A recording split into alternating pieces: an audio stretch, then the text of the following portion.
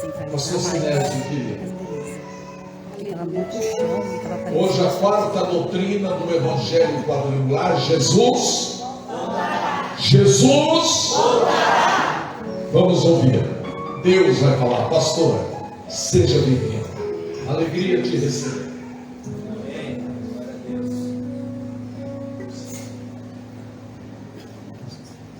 Pastor, acabou de me falar que eu posso pregar até as 2 da tarde. Eu estou brincando, você sabe disso, né? Paz seja convosco. Amém. É um privilégio, né, estar mais uma vez aqui nesta igreja. E realmente um privilégio, queridos. Poder repartir com vocês, poder viver com vocês. Mais um tempinho, né? Um pouco mais. Esses momentos, poucos momentos do dia que nós temos como igreja juntos, reunidos. Porque nos outros dias temos que trabalhar, estudar, fazer tantas outras coisas. Mas esse é um momento especial. E todos os domingos eu coloco na minha reflexãozinha pequena que eu publico nas redes sociais, eu coloco assim: desfrute, né? Hoje eu coloquei hoje é o dia do Senhor. Desfrute da sua família, a natural e a espiritual. Das duas. Aqui está a família espiritual. Aquela que rompe os laços de sangue, rompe qualquer tipo de parentesco, aquela que foi selada com o sangue do Cordeiro, que nos uniu, né? Brancos, negros, loiro, moreno, magro, gordo, tudo quanto é tipo, fiz todos nós um só, o corpo de Cristo. Então é um prazer estar com vocês aqui, nesses pequenos momentos. Queria que você fechasse um pouco seus olhos. Na ministração inicial aqui no louvor, nossa querida irmã, ela falou sobre o poder de Jesus, né, que nos cura, nos liberta, enfim, nos dá uma vida plena. Então descanse nesse poder de Cristo nesse instante. Se alguma coisa você trouxe da sua mente, do seu coração, alguma coisa o aflige, às vezes, se você se lembrar de segunda-feira, talvez alguma preocupação venha à sua mente, mas descanse no poder do eterno Deus agora. Aquele que fez tudo por você. E o apóstolo Paulo diz, né? Aquele que nos deu o próprio Filho, como não nos dará todas as outras coisas com Ele? Então descanse no Senhor, confie no Senhor e deixe o seu coração, o seu espírito, a sua alma só para Ele nesses dias, né, nesses momentos. Ele quer falar conosco. Querido Deus, nós te bendizemos, nós te glorificamos. Oh Pai, como é bom nos emocionarmos aqui ao entoar os louvores que falam da maior de todas as promessas que nós aguardamos, que é o dia que nós subiremos, como disse o teu servo aqui, a encontrar com o Senhor nos céus.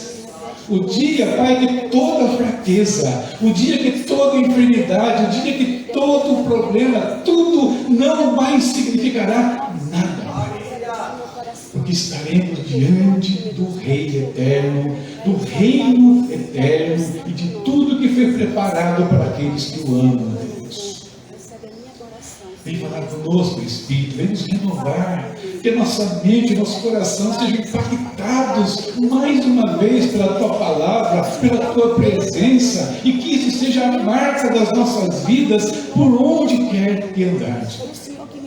Em nome de Jesus, nós oramos e te agradecemos. Amém. Antes de você sentar, eu já fiz essa brincadeirinha aqui, eu tenho certeza, mas eu vou fazer de novo, e de novo, e de novo, até que ele venha. Está vendo essa pessoa bonita do seu lado? Dá uma olhadinha de novo para ela. Ame-a. Seja amável com ela, abençoe a vida dela de todas as formas. Se você tem alguma coisa contra algumas delas aqui, sugiro, não vá embora sem resolver isso. Aí, pastor, hoje vai sentar ceia. O que importa? O que importa? é mais do que Santa Ceia às vezes. Hoje não estão lembrando do dia que ele morreu, eu estou lembrando do dia que ele virá. Oh, glória! Universo. Acerte as contas. Goste dessa pessoa. Amém. Ame-a. Se você não amar, Meu Deus. você que você não vai. Meu Deus. Então, pensa nisso. Tá bom? Agora você pode sentar. Muito bem. Se tem uma coisa que é gostosa de viver no reino de Deus, é como o Espírito Santo trabalha. Eu estava em casa depois do convite do pastor Armando, pensando em algumas coisas. Foi ontem. Eu confundo o nome dos meninos, meu Deus. O que foi que eu falei na internet aí? Pastor Robertson. E eu falei para ele, pastor, dá para o pessoal do louvor cantar uma música assim? E eu gostaria de usar no final da pregação também. E falei o nome da música para ele e ele respondeu, pastor, já está na programação essa música. Oh, Deus lindo. Então, estamos pensando igual, glória a Deus. Mas aí, eu estava sentado ali, enquanto durante o louvor, antes que subisse aqui até o púlpito, e me veio uma coisa na mente, de fazer uma coisa.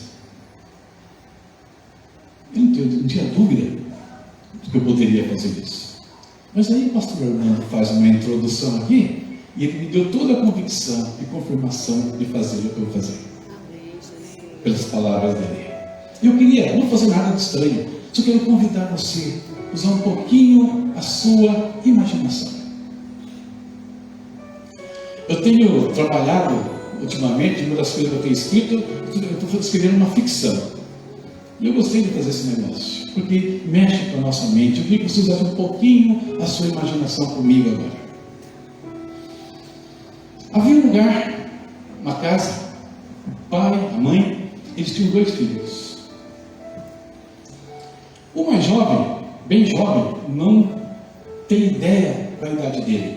Mas, segundo a tradição dos judeus, posso pressupor que ele tinha em torno de uns 20 anos. Por quê?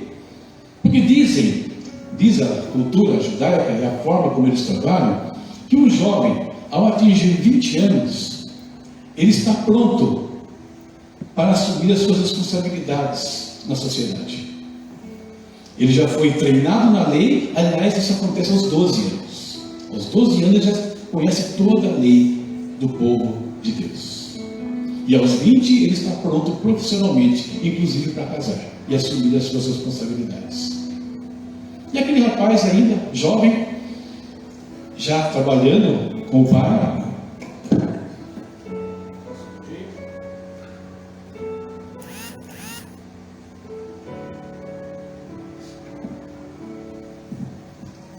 era temente a Deus. Aquele jovem tinha aprendido com o pai, tinha aprendido ali com o seu povo, que o Messias viria um dia. Que um dia viria o prometido das nações. O príncipe da paz, maravilhoso, conselheiro. Quantas vezes ele ouviu falar sobre isso? Ele sabia que ele seria chamado Emanuel, o Deus conosco. E aquele menino trabalhando ali dia a dia com seu pai e sempre lembrando disso.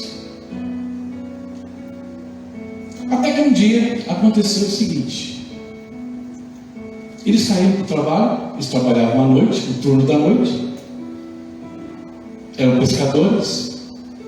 Quando ele entrou no barco, o irmão mais velho olhou para ele: o que foi? Eu não sei, estou sentindo uma coisa esquisita hoje. O quê? Eu não sei. Aí eles subiram no barco, foram para a pesca.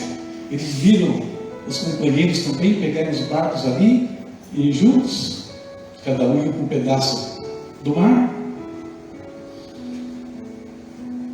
e passaram uma noite toda trabalhando, jogando as redes, e rede após rede, né? Tentativa após tentativa, o resultado era zero. E zerados eles voltam para a praia, conversam um pouquinho. E aí, pai? Hoje não teremos os recursos necessários, mas tudo bem, é só um dia. Amanhã Deus vai nos abençoar. E nós vamos conseguir o que a gente precisa. Lavem as redes aí e vão para casa. Vamos para casa. Estão ali lavando as redes. Eles olham um pouco adiante. O rapazinho olha, ele vê ali um amigo dele. Aquele amigo que tinha falado para ele de um tal do João. João esquisitão, que se vestia de roupa esquisita, comia coisa estranha. Comia gafanhoto. Ele vê lá o amigo dele ali. E o irmão mais velho do amigo, que ele nem gostava de falar muito com o irmão mais velho, muito estourado. Um tal de Simão. Estão lá lavando rede. E de repente chega um camarada que eles não conheciam e pede para usar o barco deles. O que foi? Ah, tem um camarada falando com o Pedro lá, para usar o barco dele para alguma coisa. Eles ficam olhando. Eles veem aquele homem subir no barco, falar com a multidão que estava na praia, terminar a prosa, virar para ele, para o Simão, só alguém de longe. Vai lá, joga sua rede de novo.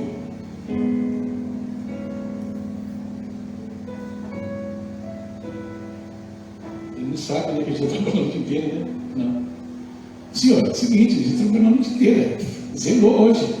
Se de noite, que o horário é pegar o negócio não funciona, você quer que eu jogue a rede agora, de dia? Vai lá, joga mais uma vez. Eles vão, jogam a rede, vocês conhecem a história, tem aquela pesca maravilhosa. E aquele homem então diz para os dois irmãos que estão mais adiante: vocês vão ser pescadores de homens.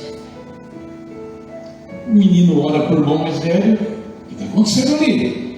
Eu não sei, mas ele está olhando para nós e está vindo para cá. Venham, me sigam. E aquele jovem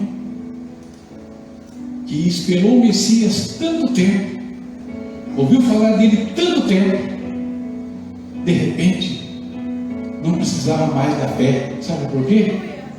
Porque o Messias estava ali na frente dele e dizendo mais: segue-me, vem comigo. Respeitosamente, você pode tocar no ombro da pessoa que está do seu lado, de alguém, hein? Percebe? O Messias estava ali, ele podia tocar, conversando com ele, e queria mais ainda que o seguisse.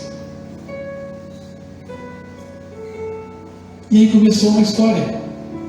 3 anos caminhando com ele, aprendendo, vendo uma série de situações. 3 anos vendo milagres, sendo instruído. E quando tudo estava chegando no auge, ele vê o mestre dele ser morto. Todos fugiram, mas ele fez questão de ficar lá embaixo da cruz até o último instante. Ele ficou lá. E porque ficou lá, ele teve que escutar uma última palavra de Jesus: ô João, cuida dela. Ô mulher, ele vai cuidar de você. Deixa comigo. Só que não acabou, porque passaram alguns dias, o mestre voltou, ele ressuscitou. E aí eles passaram mais 50 dias com ele, e de novo toca no ombro, ele toca no ombro da pessoa. De novo, ele estava ali, comeu com eles, e quando estava tudo bem, ele falou: vamos para Betânia. E lá em Betânia, onde o senhor vai? Onde o senhor está indo?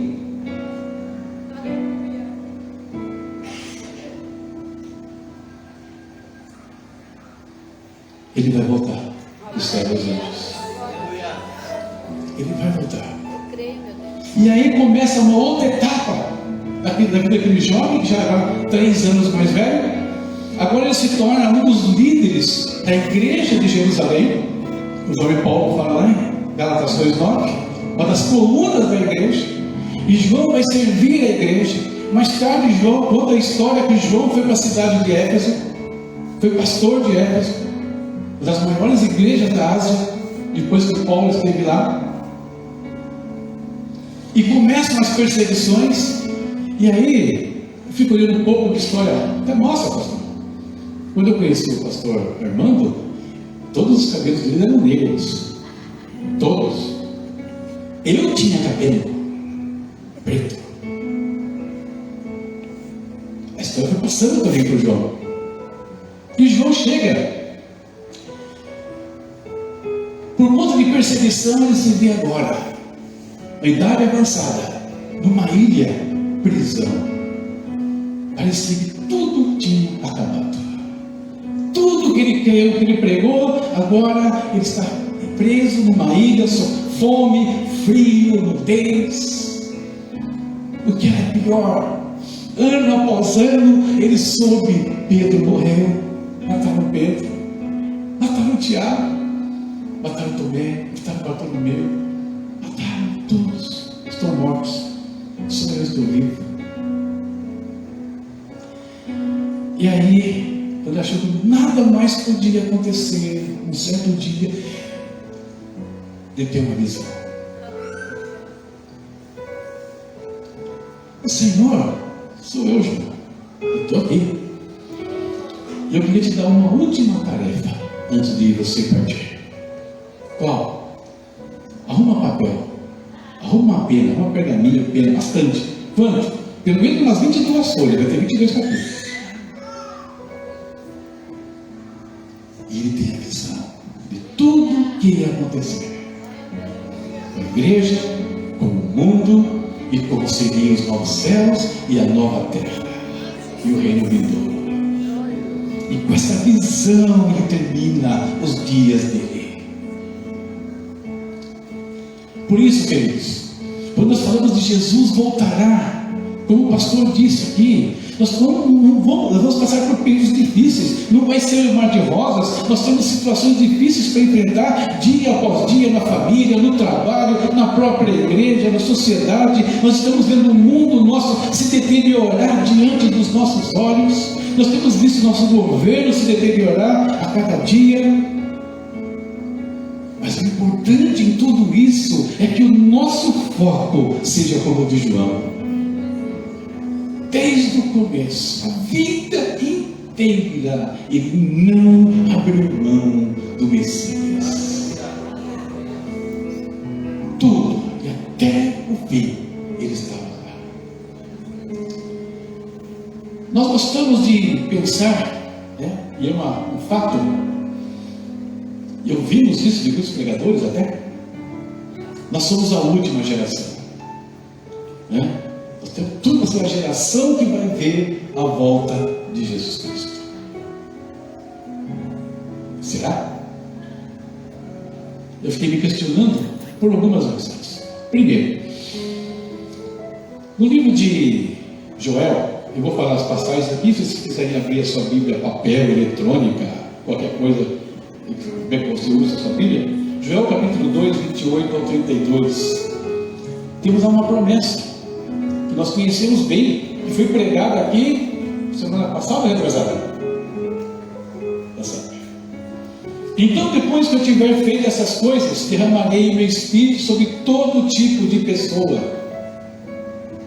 Você percebeu que você está dentro, né? Todo tipo de pessoa. Seus filhos e suas filhas profetizarão, os velhos terão sonhos e os jovens terão visões. Naqueles dias derramarei meu espírito até mesmo sobre servos e servas. Farei maravilhas no céu e na terra, sangue e fogo e colunas de fumaça. O sol se escurecerá, a lua se tornará vermelha como sangue, antes que chegue o grande e terrível dia do Senhor. Ele é grande, mas também ele é terrível. Mas todo aquele que invocar o nome do Senhor será salvo. Pois alguns do Monte Sião, em Jerusalém, escaparão, como o Senhor prometeu, estarão entre os sobreviventes que o Senhor chamou. Vocês conhecem essa promessa? Mas eu quero chamar a atenção para um detalhe dessa promessa. E foi Pedro quem observou isso. Atos 2, 16 ao 21. Pedro diz: essas pessoas não estão bêbadas, como alguns de vocês pensam, pois são apenas 9 horas da manhã. Pelo contrário, o que vocês estão vendo foi predito há tempos pelo profeta Joel. Eu quero pegar só a primeira palavra de Pedro. nos últimos dias, disse Deus, derramarei do meu espírito. E aí ele vai repetir tudo que o profeta Joel falou. Nos últimos dias. Isso significa dizer, queridos, que os últimos dias, ao contrário do que às vezes nós imaginamos, não começou com a peste negra, que dizimou milhões de pessoas da Europa, não começou com a primeira grande guerra mundial, muito menos com a segunda. Os últimos dias começaram no exato instante que Cristo, depois de passar por esse mundo, ascendeu aos céus e derramou sobre nós o Espírito Santo dele. Ali, fala Pedro, começam os últimos dias. E se os últimos dias começam lá, então significa que desde lá nós temos gerações esperando o Messias. Gerações acreditando que a geração deles era a volta, aconteceria a volta do Messias. A ponto, se você ler a carta de Tessalonicenses, as duas cartas, você vai perceber que eles criam tanto nisso que Paulo precisou instruí-los 2 vezes. E na segunda vez fala o seguinte: pessoal, não é assim. Isso não vai acontecer sem que outras coisas venham antes, sem que se manifeste o homem do pecado, o anticristo, né? Como nós conhecemos. Paulo instrui eles a entenderem que não, ainda não é agora. E aí vai acontecendo as gerações. Elas vão acontecendo. Então eu diria que nos últimos dias nós não temos uma geração esperando, nós temos várias gerações esperando. Mas qual é a geração? Qual delas verá? E Jesus responde isso, inclusive. Que depois de Jesus consumar a salvação para as nossas vidas, derramar o sangue dele, né? Fazendo aqui um retrospecto do que foi esse mês. Depois de curar nosso espírito, alma e corpo. Porque ele é poderoso para fazer isso. Creia nisso. Mesmo que você esteja enfermo, creia nisso. Porque virá o tempo da sua cura. Mas pastor, se eu não for curado, que importa? Lá não haverá mais doença, mais fraqueza. Quando nós estivermos diante dele, tudo isso fica para trás. Só segura, espera e creia. Ele curou, derramou o Espírito e aí ele fez a promessa de retornar. Desde lá nós estamos esperando ele. A última geração é essa aqui, ó. Jesus fala o seguinte: da mesma forma, quando virem todas essas coisas, né, os sinais que o pastor mencionou agora há pouco, as coisas que estão acontecendo no mundo, saberão que o tempo está muito próximo à porta. Eu lhes digo a verdade, esta geração certamente não passará até que todas essas coisas tenham acontecido. Ou seja, o mundo está passando, coisas estão acontecendo, os sinais da vinda de Jesus estão ao nosso redor o tempo todo. Cada pecinha do quebra-cabeça está sendo colocada, o cenário está sendo montado. E no momento que a última peça for colocada, que o último item acontecer, é essa geração que é a outra, que vai ver a volta de Cristo. Esses dias me perguntaram se a guerra do Israel contra o Hamas era o fim. Eu falei, não é. É só mais uma. É mais um sinal. Mas, se essa guerra virar um conflito mundial, arrume a sua mala. Porque ela é um dos sinais finais. Quando o mundo se levantar contra Israel, quando o mundo se posicionar contra Israel, quando houver exércitos marchando contra Israel, arruma a mala, esteja pronto. Aí é o fim. Ainda não é o fim. Estão tentando que isso seja o fim. Ainda não é. Então as coisas estão ocorrendo, dia após dia, geração após geração, tem esperado a volta de Cristo. Só que quando nós olhamos para essas gerações passadas, nós cometeram alguns erros. E é sobre esses erros que eu quero falar com vocês hoje. Erros que nós não podemos cometer. Em tempo nenhum. Mateus capítulo 16, versículo 1.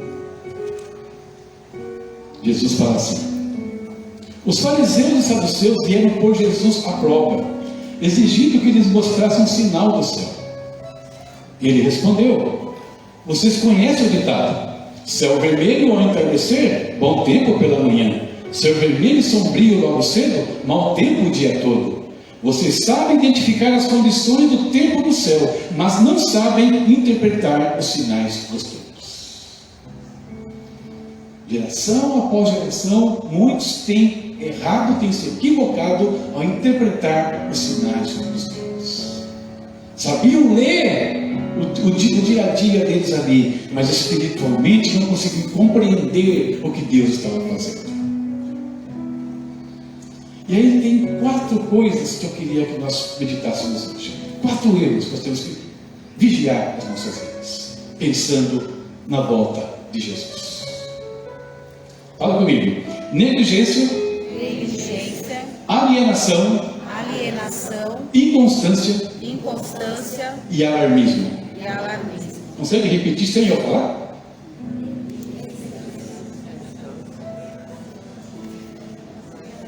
Ok. Vou dar mais uma chance. Negligência, inconstância, alienação, alarmismo.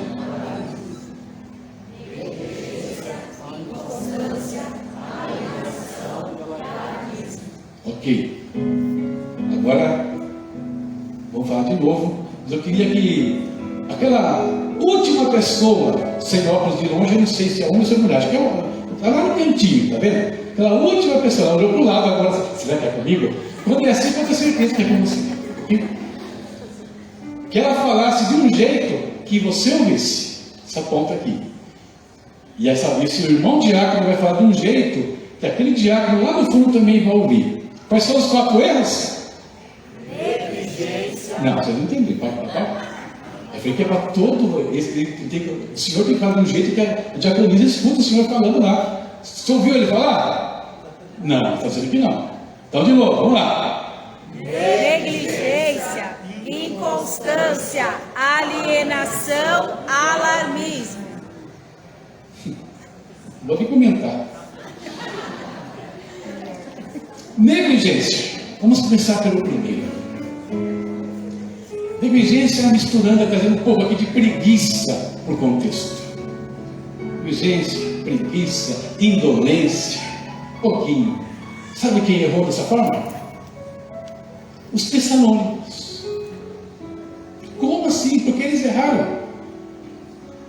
2 Tessalonicenses, capítulo 2, versículo 10, Paulo escreveu: quando ainda estávamos com vocês, lhes ordenamos: quem não quiser trabalhar, não deve comer. Quem gosta de comer aqui? Diga amém. O que tem lá hoje? Churrascão? Frangão? Macarrão? Ou não, às vezes vai ser arroz, feijão, ovinho. Delícia! Prepara o meu. Queimadinho nas bordas e gema mole. Ok? Contudo, sabemos que alguns de vocês estão vivendo ociosamente, recusando-se a trabalhar e intrometendo-se em assuntos alheios. Ordenamos e insistimos em nome do Senhor Jesus Cristo que sosseguem e trabalhem para obter o próprio sustento. Mas por que isso está acontecendo na igreja de Tessalônica?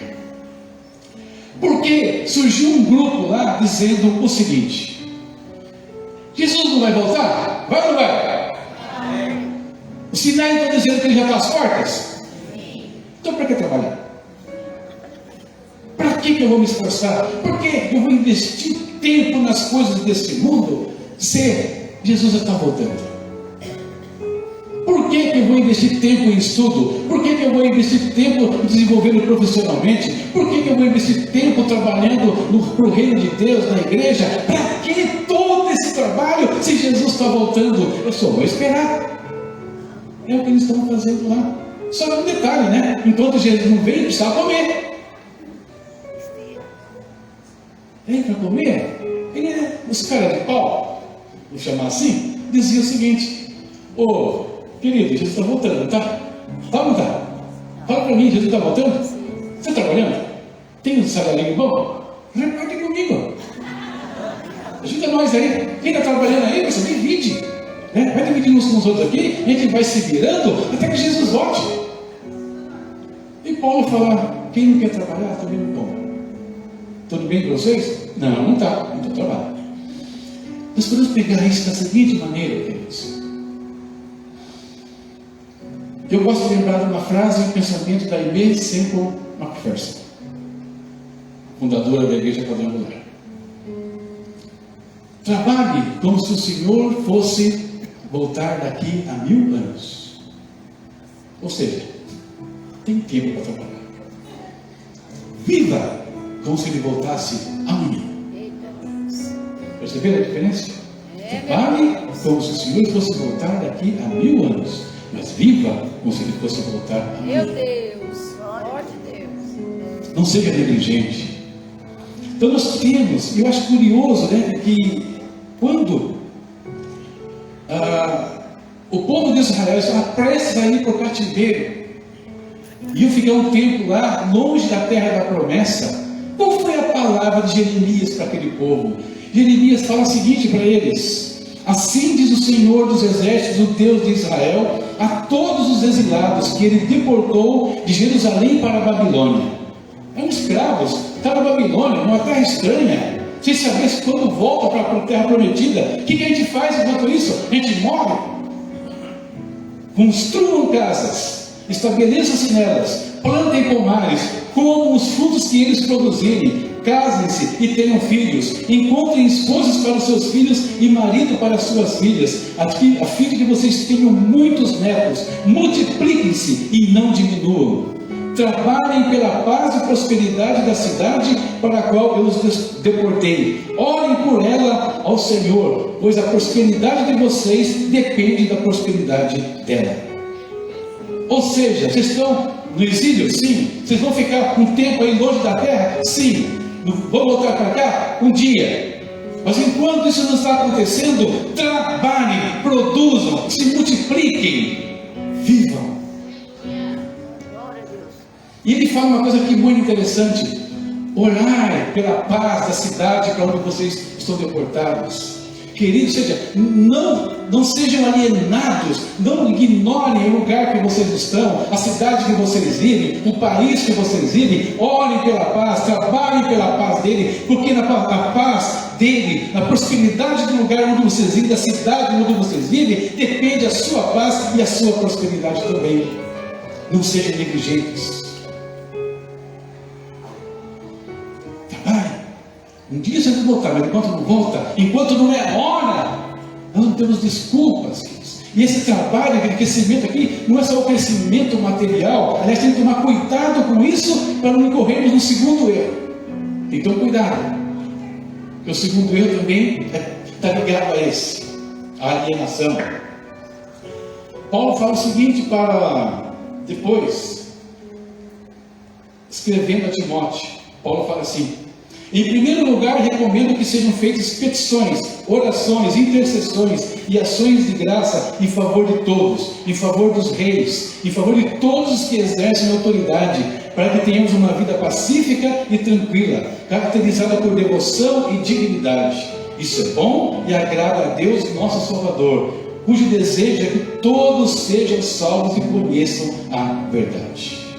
Enquanto nós estamos aqui, nós temos que viver, construir não somente as nossas vidas, mas também influir no mundo onde nós estamos. E como é que eu faço isso? Paulo responde depois de escrever aos Filipenses. Ele diz assim: quando eu estava aí, meus amados, vocês sempre seguiam minhas instruções. Agora que estou longe, é ainda mais importante que o façam. Trabalhem com afinco a sua salvação. Vou repetir: trabalhem com afinco a sua salvação, obedecendo a Deus com reverência e temor, pois Deus está agindo em vocês, dando-vos o desejo e o poder de realizarem tudo aquilo que é do agrado dele. Então, o crescimento e desenvolvimento, ele é, numa vida comum, ela tem que continuar. Eu preciso estudar, eu preciso crescer profissionalmente. Ah, mas pastor, tem alguém que pensa que não deve fazer isso? Tem. Eu lhe garanto que tem. E eu conheço pessoas que falaram exatamente isso para mim, que não iam fazer algumas coisas. Para que fazer isso? Jesus está voltando. E pasmem, eu não estou falando de membro da igreja novo convertido, eu estava falando de um pastor.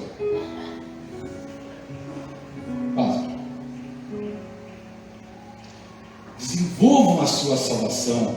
O apóstolo Paulo diz: como é que eu trabalho pela paz do mundo onde eu estou, do lugar que eu vivo hoje? Desenvolvendo a minha salvação. É para isso que o Espírito Santo foi derramado sobre nós, para que sejamos testemunhas. E como testemunhas, eu apresentem a todos o príncipe da paz, aquele que vai trazer a verdadeira paz. Então, queridos, esse foi a primeira falha de algumas gerações, e começou logo cedo. Negligência. Não podemos ser negligentes com aquilo que Deus colocou em nossas mãos, as oportunidades que Deus coloca em nossas mãos.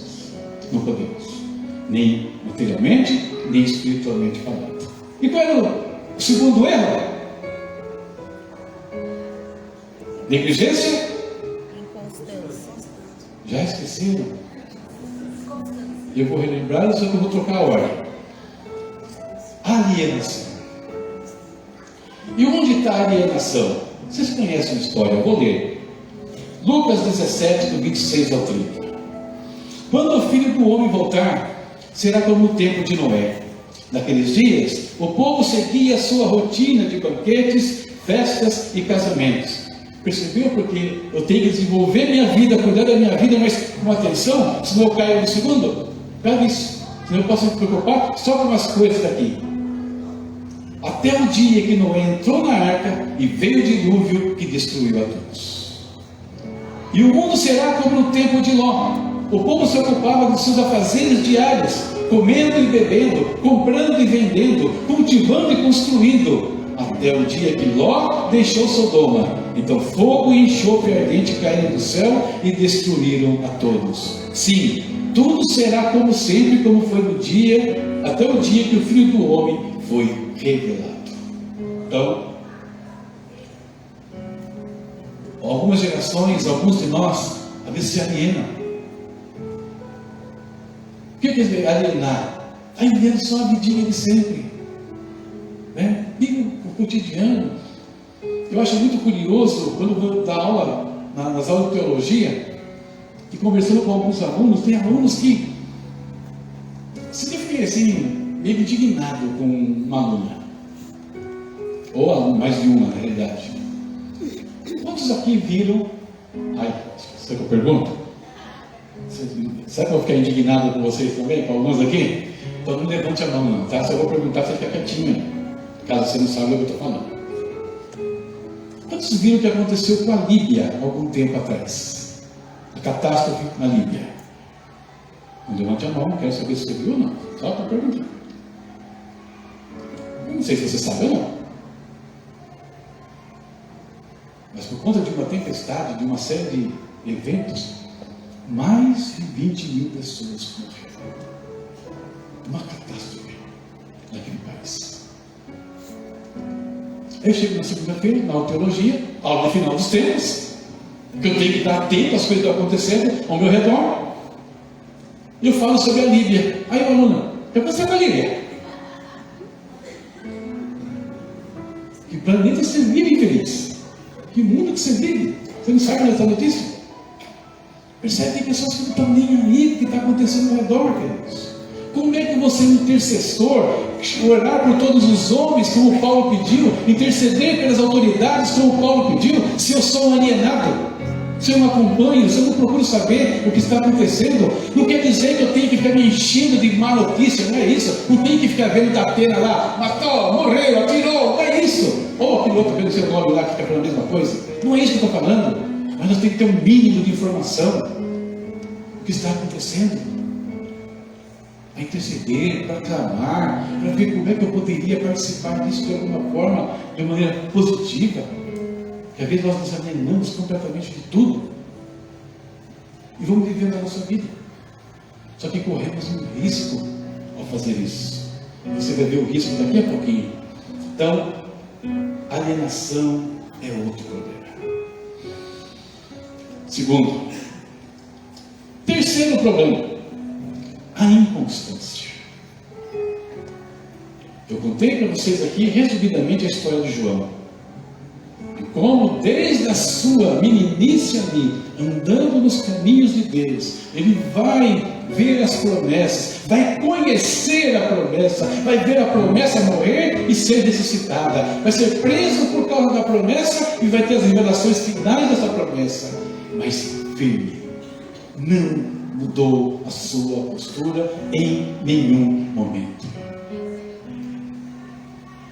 Só que sobre Israel, o profeta, falando ao profeta Oséias, Deus diz o seguinte: ó Israel e Judá, o que eu farei com vocês? O seu amor se dissipa como a neblina da manhã e desaparece como orvalho à luz do sol. Oséias 6,4. Ou seja, começa aquele andar com Deus, servir a Deus ali, e parece que agora Israel vai. Seu amor é como a neblina da manhã, daqui a pouquinho desaparece. E o problema não é só com Israel, né? Antes fosse, porque depois João vai escrever o seguinte no Apocalipse: escreva essa carta ao anjo da igreja em Éfeso. Essa é a mensagem daquele que segura na mão direita as 7 estrelas, daquele que anda entre os 7 candelabros de ouro. Sei tudo o que você faz. Deus sabe tudo o que você faz para Ele. Viu o seu trabalho árduo, a sua perseverança, e sei que não tolera os perversos. Examinou as pretensões de que se dizem apóstolos, mas não são. Descobriu que são mentirosos. Sofreu pelo meu nome com paciência, sem desistir. Tudo bem, né? Não está jóia até aqui? As palavras de Jesus. Contudo, porém, entretanto, todavia, tenho contra você uma queixa: que você abandonou o amor que tinha no princípio. Veja até onde você caiu, arrependa-se e volte a praticar as obras que no início praticava. Do contrário, virei até você. Ele prometeu que vem, ele virá. Só que ele fala o seguinte: e tirarei o seu candelabro do seu lugar entre as igrejas. Tenho, porém, contra ti que deixaste o teu primeiro amor.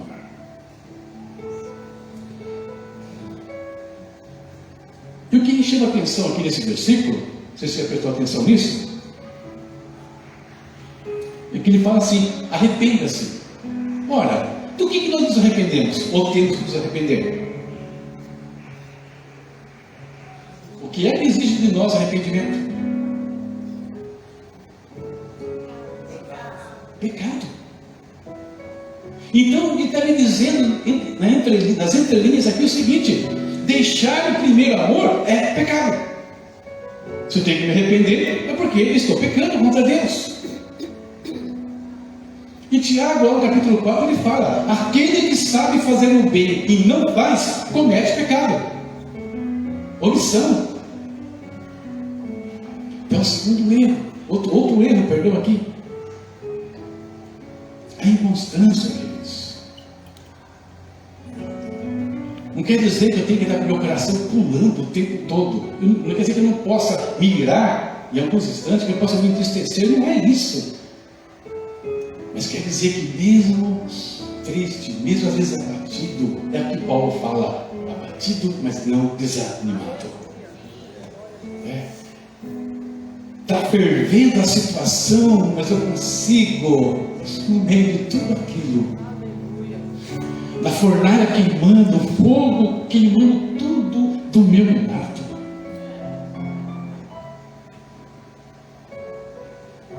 Vida negra, como é que está aí? Beleza.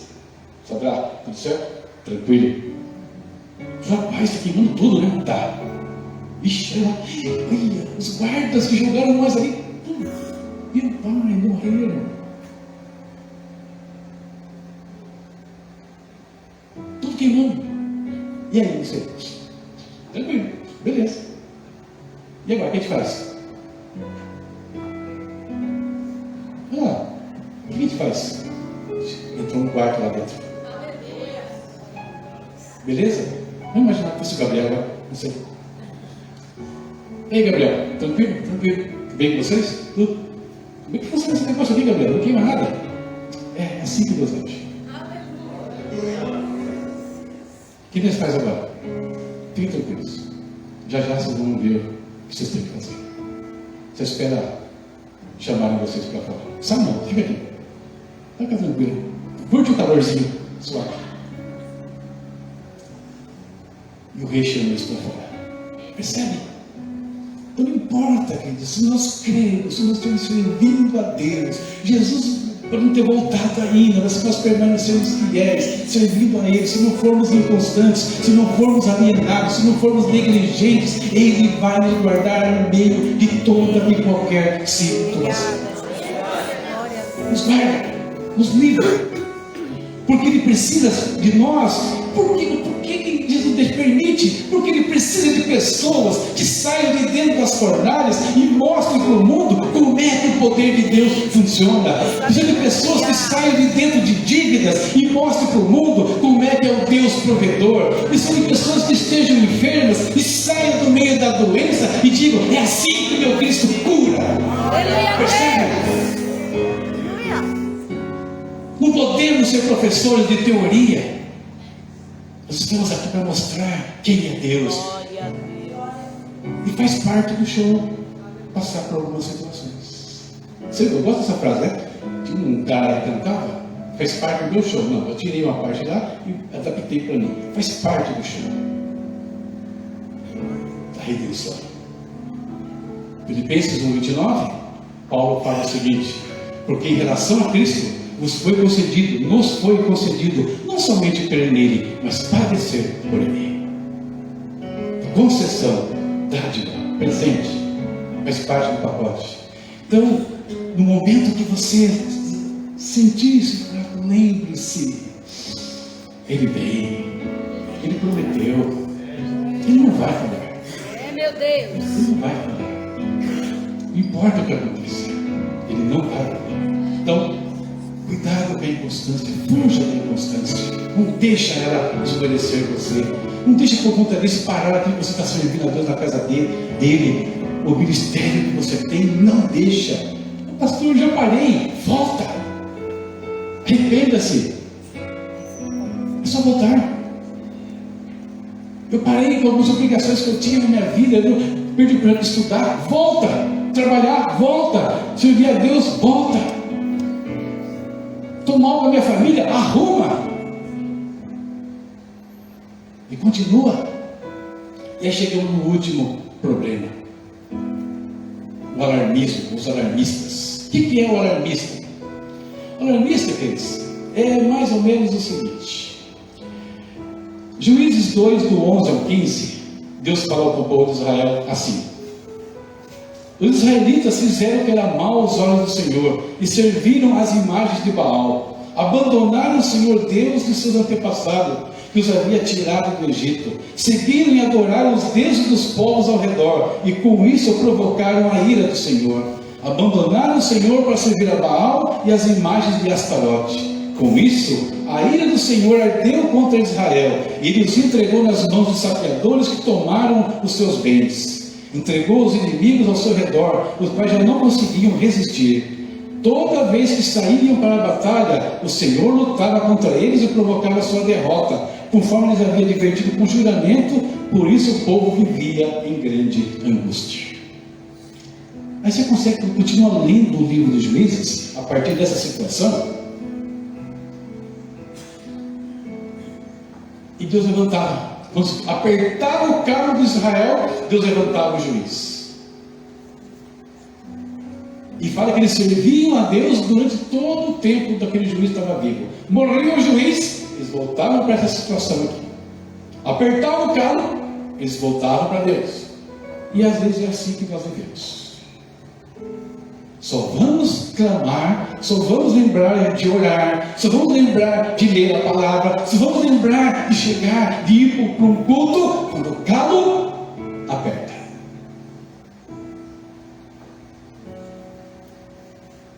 Não damos bola para nada, mas a estoura uma guerra contra a Ucrânia. Você no mundo inteiro, você acabou da terceira guerra mundial, assusta. Não dá bola para nada. Veio a guerra de Israel contra Hamas, nossa, vira uma coisa. E eu falo que às vezes nós somos exatamente como a mídia. Eu odeio, alguns aspectos da mídia, a hipocrisia deles. Quer ver o que eu quero dizer? Vou explicar o que eu quero dizer com isso.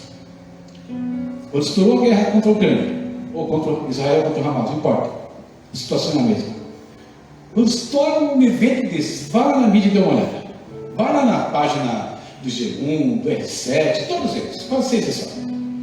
Olha lá, CNN, olha lá.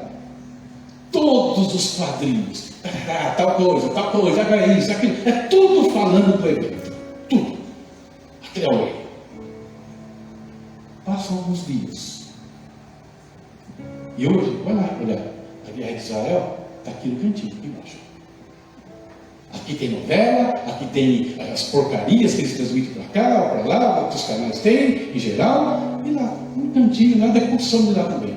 E às vezes é assim que nós fazemos com isso. Nós somos alarmistas. Nós agitamos algumas situações e depois a gente vai deixando para lá. Verdade, Deus. Não é assim. E qual é a nossa postura indo para o fim aqui então? Qual é a postura correta nossa? Hebreus capítulo 11, versículo 13. João, melhor, o autor de Hebreus, faz um comentário sobre os heróis da fé. E nós conhecemos eles, né? Fala para mim alguns heróis da fé que você lembra de cara. Abraão, Davi, isso, bem legal os heróis da fé, bem legal. Né? Esses nomes que você fica xixando aí, né? Abraão, Moisés, Davi, Abel, né? Jefté, Baraque, Sansão, e uma nuvem de pessoas lá, um monte de gente. Aí o autor de Hebreus fala o seguinte sobre eles lá no finalzinho, melhor, que é no versículo 13, né? Ele fala assim: todos estes morreram na fé. Vou repetir: todos estes morreram na fé. Queridos, se tiver que morrer, e vamos morrer, muitos de nós, que seja assim. Morra na fé. Morra até o último instante perguntando: ele já veio? Oi? Ele já veio? Não, tá bom, eu vou encontrar ele então. Tchau. Morra na fé, sem terem recebido as promessas.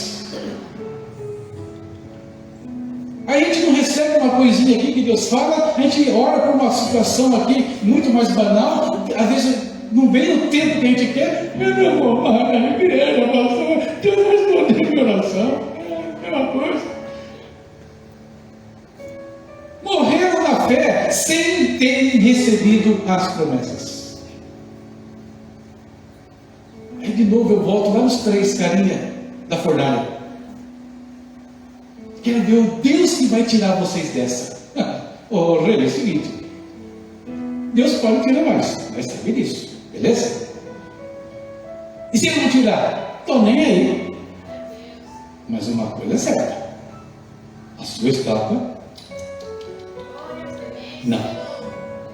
Se ele livrar, tá bom? Se ele não livrar, tá melhor ainda, porque se ele não livrar, daqui a pouco vai estar lá. Você está entendendo, rei? Então, faz o que você tem que fazer aí, aquece esse negócio e vamos em frente.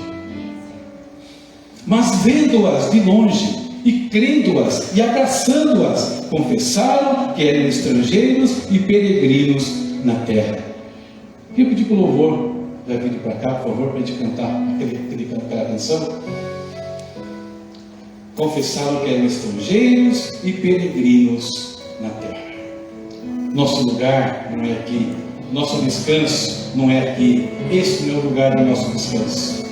É o lugar que nós temos que perseverar, temos que construir enquanto ele não vem, temos que nos desenvolver espiritualmente, materialmente, mas não caindo na questão da alienação, não caindo na inconstância, nem sendo alarmista, mas entendendo que cada evento que está acontecendo não está aí para destruir o povo de Deus, está aí para dizer para o povo de Deus o seguinte: está chegando a hora.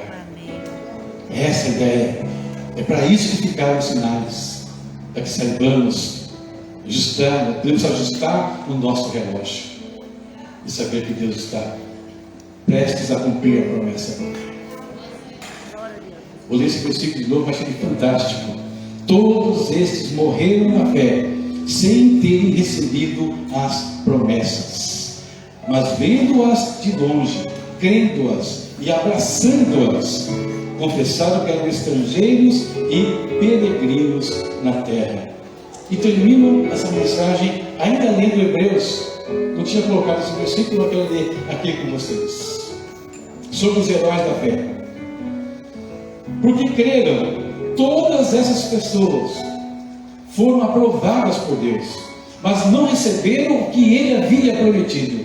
Pois Deus, presta atenção nessa parte, pois Deus tinha preparado um plano ainda melhor para nós, a fim de que somente conosco elas fossem aperfeiçoadas.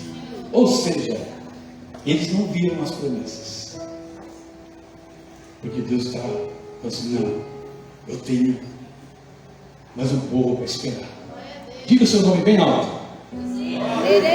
Eu tenho mais esse povo aqui esperando também para receber. E quando todos estiverem juntos, todos receberão as promessas. Aleluia a Deus. Glória a Deus. Amém, queridos? Se coloque em pé, por favor.